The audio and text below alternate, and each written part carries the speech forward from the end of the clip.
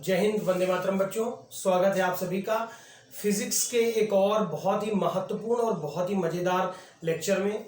बच्चों, आज हम लोग देखेंगे कि अगर हमारे पास एक आवेशित कण है और वो एक आवेशित कण किसी वैद्युत क्षेत्र में गति करे तो उसकी गति किस प्रकार की होगी। तो हम लोग बात करने जा रहे हैं motion of charge particle in electrical field. तो बच्चों, हिंदी मीडियम का ही टॉपिक है, लेकिन मैंने हेडिंग जो है वो इंग्लिश में डाल रखी है और मैं सजेस्ट करूंगा कि हिंदी मीडियम के बच्चे भी इस हेडिंग को इंग्लिश में ही समझें। यहाँ पर हम बात करेंगे गति के बारे में, किसकी? एक आवेशित कण की। और वो आवेशित कण कहाँ गति कर रहा है बच्चों? किसी वैद्युत क्षेत्र में। तो उसके पहले मैं चाहूंगा आप अपना कॉन्सेप्ट क्लियर कर लें। और कॉन्सेप्ट क्या है कि अगर हमारे पास एक इलेक्ट्रिक फील्ड है, देखिए बच्चों, अगर इलेक्ट्रिक फील्ड है आपके पास और उस इलेक्ट्रिक फील्ड में कोई चार्ज पार्टिकल हो, तो बच्चों चार्ज पार्टिकल अगर पॉजिटिव होगा तो उस पर इलेक्ट्रिक फील्ड की डायरेक्शन में, और अगर निगेटिव है तो इलेक्ट्रिक फील्ड की अपोजिट डायरेक्शन में उस पर फोर्स लगता है। अब एक इलेक्ट्रिक फील्ड में अगर एक चार्ज पार्टिकल प्रेजेंट है तो उस चार्ज पार्टिकल पर बच्चों कितना फोर्स लगेगा, उसका मैग्नीट्यूड क्या होगा? वो होता है बच्चों force equals to charge of magnitude multiplied by the electric field. F is equal to Q. इसका इस्तेमाल अभी हम अपने डेरिवेशन में करेंगे, तो ये आपको याद रखना है, ठीक है ना। चलिए हम एक इलेक्ट्रिक फील्ड बनाते हैं बच्चों। ये हो गई बच्चों नेगेटिव प्लेट, ठीक। और यहां हम बना दे रहे हैं पॉजिटिव प्लेट। बच्चों, निगेटिव और पॉजिटिव प्लेट अगर हम क्यों बना रहे हैं? जिससे कि हम इनके बीच में एक इलेक्ट्रिक फील्ड बना सके। पॉजिटिव पॉजिटिव पॉजिटिव पॉजिटिव, बहुत सारे पॉजिटिव, ठीक है। इलेक्ट्रिक फील्ड की डायरेक्शन बच्चों कहां पर होती है? पॉजिटिव से अवे और निगेटिव की तरफ। तो इलेक्ट्रिक फील्ड बच्चों कहां की ओर होगा? पॉजिटिव टू निगेटिव होगा, ठीक। ये हमारी इलेक्ट्रिक फील्ड हो गई। ये एरोस जो है वो उसकी डायरेक्शन को बता रहे हैं कि इलेक्ट्रिक फील्ड कैसी होगी। ये मैंने इलेक्ट्रिक फील्ड बना दी बच्चों। कैसी इलेक्ट्रिक फील्ड? पॉजिटिव से निगेटिव की तरफ। अब मैं मान लेता हूं कि मेरे पास एक पॉजिटिव क्यू चार्ज है। ये बच्चों, ये एक पॉजिटिव क्यू चार्ज है। और बच्चों, इस पॉजिटिव क्यू चार्ज पर इसका जो मास है वो स्मॉल m है। दो बातें मैंने इस चार्ज के बारे में मान लेनी है और आप भी मान लीजिए कि ये एक ऐसा चार्ज पार्टिकल है जिसका मास क्या है बच्चों? स्मॉल m है। और बच्चों इस पर मास जो स्मॉल m और इसका चार्ज का मैग्नीट्यूड क्या है? पॉजिटिव क्यू है। थोड़ी देर के लिए, 2 मिनट के लिए आप इमेजिन कर लीजिए कि अगर यहां पर ये इलेक्ट्रिक फील्ड ना होती और मैं इसको एक वेलोसिटी देके मूव करा देता, इसको मैं एक वेलोसिटी देके मूव करा देता बच्चों, तो निश्चित तौर से ये बच्चों जो पार्टिकल है वो ऐसे चला जाता सीधा, ठीक। लेकिन चूंकि बच्चों ये पॉजिटिव है तो जैसे ही ये मूव करेगा इसमें बच्चों डिफ्लेक्शन स्टार्ट हो जाएगा। यहां तक तो ऐसे ही रहेगा और धीरे धीरे बच्चों ये डिफ्लेक्शन स्टार्ट होगा और ये इस तरफ मूव कर जाएगा, ठीक।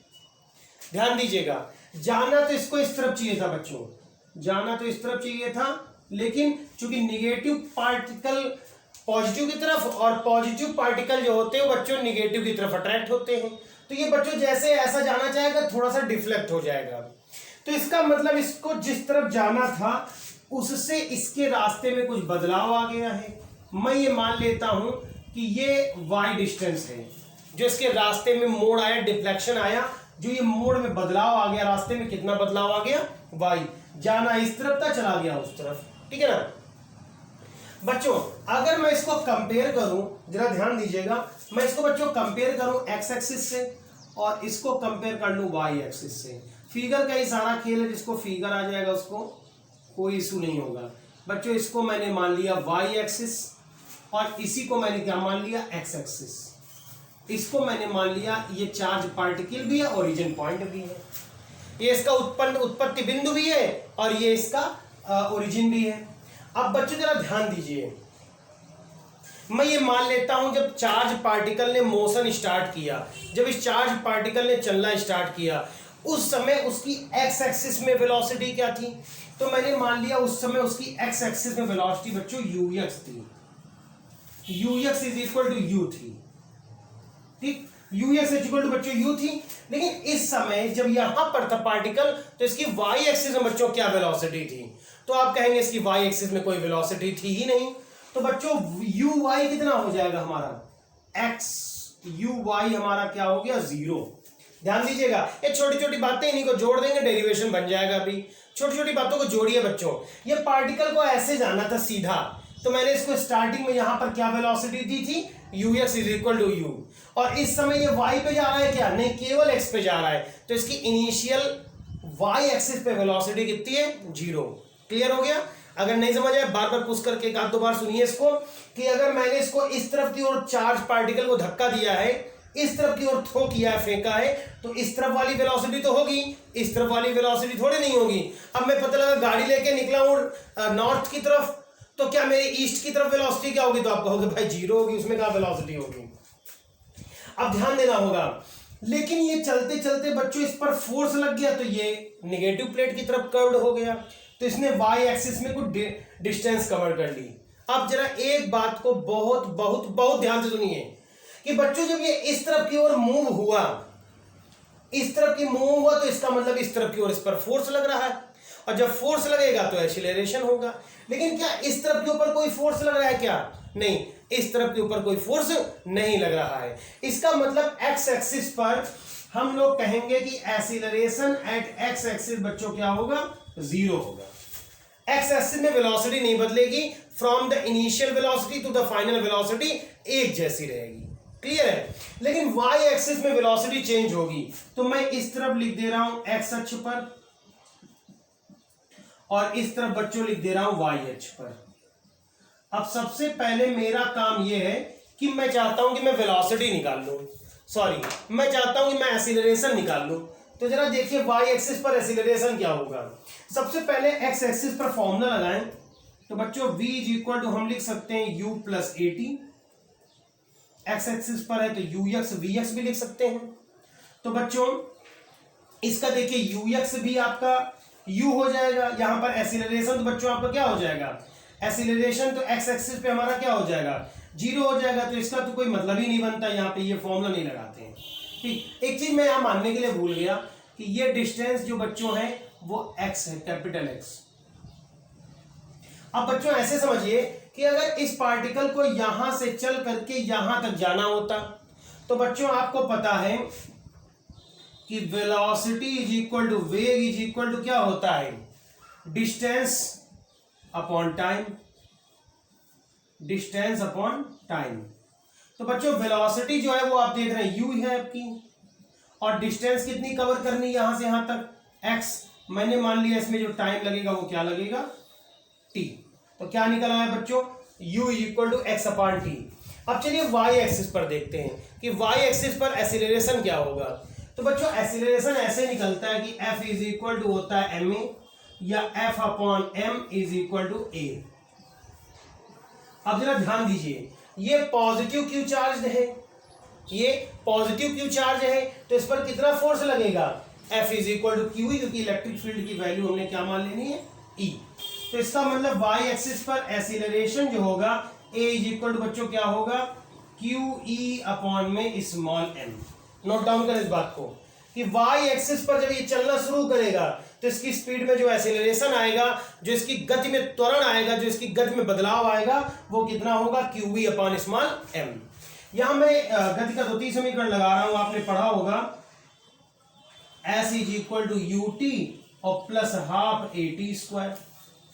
अब जरा ध्यान दे बच्चों यहां पर, तो s मतलब y अक्ष पर चली गई दूरी कितनी है, तो आप कहेंगे ये y अक्ष है, y अक्ष पे चली गई दूरी कितनी है y अक्ष पर शुरुआती वेग कितना है भाई बताए तो 0 है, इनटू में t प्लस 1/2 एक्सीलरेशन बच्चों ये निकाला हमने, क्या निकाला क्यू ई अपॉन में क्या लिख दें स्मॉल m, इनटू में t बच्चों ये लिखा है, यहां से t की वैल्यू निकाल सकते हैं आप, क्या आएगी t की वैल्यू बच्चों यहां से x अपॉन यू। तो यहां लग देंगे बच्चों हम क्या x अपॉन यू।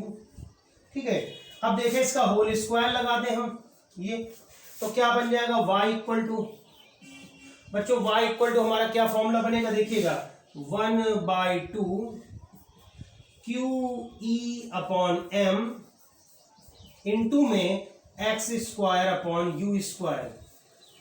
तो बच्चों y अक्ष पर चली गई दूरी आपकी ये निकल आएगी क्या 1/2 QE अपॉन m इंटू में x square upon you square.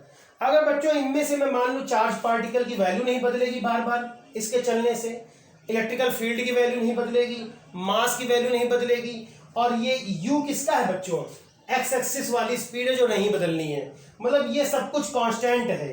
तो ये मैं अगर इनको सबको कांस्टेंट मान लूं तो मैं बोल सकता हूं कि y directly proportional to x square, y directly proportional to x square. इसका क्या मतलब है बच्चों, आप इसको कंपेयर करेंगे तो ये कैसा है, एक पैराबोलिक इक्वेशन है। जो मैथमेटिक्स नहीं पढ़ते हैं बायोलॉजी से पढ़ते हैं तो बच्चों याद कर लें कि जब भी y अनुपाती होता है x स्क्वायर के तो हम कहते हैं यह एक परवलय का समीकरण है, it is a parabolic equation. तो इसका मतलब कोई चार्ज पार्टिकल अगर इलेक्ट्रिक फील्ड में चल रहा है तो वो किस पथ में चलता है बच्चों, परवलयाकार पथ में। बहुत सारे बच्चों को कुछ याद आ रहा होगा इसको पढ़ के 11th की, अगर याद होगा तो आपने पैराबोलिक पाथ भी प्रूव किया था प्रोजेक्टाइल मोशन या प्रक्षेप गति में, याद आ रहा बच्चों। अब यहां पर मैं चाहता हूं ये जानना कि बच्चों इसमें जो जा रहा था ये इस तरफ, ये बच्चों इसकी एक्चुअल कंडीशन से कितने एंगल पर है। ये देखिए इसको जाना इस तरफ था, चला गया इस तरफ, तो हमने मान लिया इसके बीच में एंगल कितना है बच्चों, थीटा। ठीक, ये बच्चों क्या वेलोसिटी है हमारी ux, ये हमारी क्या वेलोसिटी है बच्चों uy। अब यहां uy थी, यहां तो vy हो जाएगी ना, और ये क्या हो जाएगा ux से बच्चों vx। ये बच्चों ux यहां के लिए लिखा गया, ठीक है ना, इसको आप यहां से रिलेट मत करिएगा। तो मतलब अगर मुझे थीटा चाहिए एंगल, मैं जानना चाहता हूं कि किस एंगल में भाई साहब जा रहे हैं, तो आपको थीटा चाहिए तो आपको vx और vy की जरूरत पड़ेगी। तो चलिए देखते हैं। तो बच्चों देखिए आपको पता है ux और vx क्या होंगे बच्चों, ux और vx बराबर होंगे। क्यों बराबर होंगे बच्चों, उसका रीजन यही है कि x एक्सिस में किसी तरह का कोई एक्सीलरेशन नहीं है, कोई एक्सीलरेशन नहीं, कोई त्वरण नहीं है, तो वेग नहीं बदलता है। त्वरण नहीं बदलेगा तो वेग कहां से बदलेगा। और बच्चों मैं अगर vy निकालना चाहूं, vy तो होगा uy plus half at, v बराबर u plus at, equation first आपने पढ़ा है। vy इज इक्वल टू हो जाएगा बच्चों, ये निकला है uy जो कितना निकला है 0, और प्लस a एक्सीलरेशन तो निकाला गया है ये QE अपान m, तो क्या आ जाएगा बच्चों QE अपान m और इंटू में t, और बच्चों t की वैल्यू ये लिखी है क्या x अपान u। ये ध्यान दीजिएगा, मैं इसको सही करके लिख दूं अगर तो क्या बनेगा vy is equal to QE x upon mu। ये बच्चों किसकी वैल्यू है, ये vy की वैल्यू है। हमें vy मिल गया, हमें vx मिल गया, दोनों चीजें। अब बच्चों अगर मैं इस vy को इधर बना दूं बच्चों, इस तरफ, इसको इस तरफ बना दूं vy को, तो बच्चों इसको अगर आप ध्यान दें तो ये राइट एंगल ट्राइंगल ड्रॉ हो जाएगा बच्चों, समकोण त्रिभुज। इसमें पाइथन, ये इधर भी vy बना दिया मैंने, vy, बात तो वही है, पैरेलल लाइन खींच दी। तो यार tan थीटा लग रहा है बच्चों, और tan थीटा बराबर क्या पड़ा है, लंब बटे आधार, परपेंडिकुलर अपान बेस, तो वो फॉर्मूला लग जाएगा। तो tan थीटा इक्वल्स टू क्या निकल के आएगा, tan थीटा इक्वल टू निकल के आएगा vy अपान uy, नहीं vy अपान में vx, vy अपान vx। बच्चों जरा ध्यान दें, vy को vx से अगर भाग करेंगे तो ये अपॉन में आ जाएगा, और ux की वैल्यू बच्चों क्या है, ux की वैल्यू u है, तो क्या बन जाएगा tan theta is equal to, आप सब मैथमेटिक्स पढ़ते इतना क्लियर कर लेंगे, मान रखेंगे तो बनेगा QE अपॉन में mu स्क्वायर इंटू में x। ठीक है, हो सकता है, हाँ दिख तो रहा है, सारा दिख रहा है, ठीक है। तो ये बच्चों tan थीटा की वैल्यू निकला, इससे थीटा भी हम लोग निकाल सकते हैं, ठीक है ना। तो इस तरह से हम लोगों ने डिफ्लेक्शन पता किया। मैं एक बार इसको और समझाऊंगा, 2 मिनट का और टाइम लूंगा, इसको क्लियर करेंगे कि क्या हुआ है बच्चों ना, और फिर कॉन्सेप्ट आपको समझ आया या नहीं आया वो आपका काम है। कमेंट सेक्शन में आप हमें बताएं जाके कि आपको ये सारा लेक्चर कैसा लगा और इसमें क्या और बढ़िया करा जा सकता था, 2 चीजों को छोड़ करके, बाहर की नॉइस को और ये लाइट को। क्यों? क्योंकि बच्चों अपने पास इतना कोई बेहतरीन सेटअप अभी नहीं है कि हम बहुत अच्छा लाइट का सेटअप कर सकें या नॉइस कैंसिलेशन कर सकें, क्योंकि मेरा जो घर है वो मार्केट में ही है, तो हॉर्न्स वगैरह की साउंड आती है, आसपास की लोकेलिटी के साउंड आते हैं। इन 2 चीज़ों को छोड़ के अगर इसमें कोई आपको दिक्कत आ रहा तो आप जरूर बताएं। बच्चों मैंने क्या बताया, एक क्यू चार्ज का एम मास का पार्टिकल यहां पर था, मैंने इसको धक्का दिया किस स्पीड से, ux is equal to U से। इस समय ये इधर नहीं जा रहे थे भाई साहब, तो इनकी इनिशियल वेलोसिटी 0 थी, ये दौड़ के यहां पहुंचना चाहते थे, लेकिन रास्ते में इनको इनसे मोहब्बत हो गई। मोहब्बत है तो आप पास बुला लिए, यहां पे अपनी तरफ बुला लिए चिपकाने के लिए, इधर पास जा रहे थे। सर बच्चे बोलेंगे सर तो चिपकी चिपकाए पर आगे नहीं, ये मोहब्बत है तो जाएंगे पास इनके, जाएंगे। थोड़ा सा डिफ्लेक्शन हुआ रास्ते में। डिफ्लेक्शन में हुआ क्या कि हम सबसे पहले जानना चाहते थे अगर ये एक्स एक्सिस पर ही जाते तो उनकी वेलोसिटी होती वेग बराबर दूरी बटे समय, तो ये फॉर्मूला लगा दिया। इसमें एक्सीलरेशन 0 होगा क्योंकि वेलोसिटी नहीं बदलेगी, कोई फोर्स थोड़ा नहीं लग रहा है इस डायरेक्शन में, फोर्स तो इस डायरेक्शन में लग रहा है। वाई एक्सिस पर एक्सीलरेशन होगा a is equal to F upon M के फॉर्मूले से, a अपान एम लगाएंगे तो f लगाएंगे तो पहले ही बता दिया था, स्टार्ट करते हैं फिर इक्वल टू क्यू ही होता है और m मास मान लिया। अब हम y एक्सिस पर फॉर्मूला लगाए ये वाला, तो डिस्टेंस y एक्सिस पर कितनी चली हमने, ये वाली, ये कितनी y